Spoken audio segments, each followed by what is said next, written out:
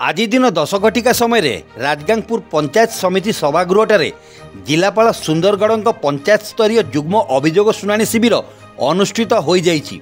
उक्त अभियोग शुणाणी कार्यक्रम में सुंदरगढ़ जिलापाल श्री मनोज सत्यवान महाजन अध्यक्षतार राजगांगपुर बीडीओ अक्षय कुमार बाग, तहसीलदार Jagabandhu Mallick, CDO SK Sahu, BEO Sarita Sornia, वन विभाग पक्षर Gurucharan Mandal, CDAO Harihar Nayak, RWSS Bailochan Bhoi, CDM PHO Sundargarh doctor Prashant Kumar Patra, Rajgangpur थाना पक्षरु एएसआई सुनील कुमार पटेल सह बहु सरकारी कर्मचारी अधिकारी उपस्थिति रे विभिन्न ब्लॉक पंचायत पौरपालिका आसीथिबा साधारण नागरिक सेमानंकर तथा सहर ग्रामांचल विभिन्न समस्या संबंध में जिलापाल सीधासलख साक्षात कर अभियोग शुणाई।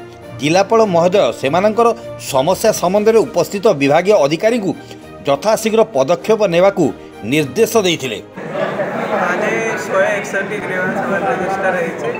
हमारा ग्रीवांस अच्छे जो ये आदि डिस्पोज है सब और किसी जो लैंड मैटर रिलेटेड जो ग्रीवांस अच्छे तार इंक्वारी करने तहसीलदार सब कलेक्टर को निर्देश दिया जाए। सुंदरगढ़ जिला राजगांगपुर देवव्रत मित्र रिपोर्ट, क्रांति ओडिशा।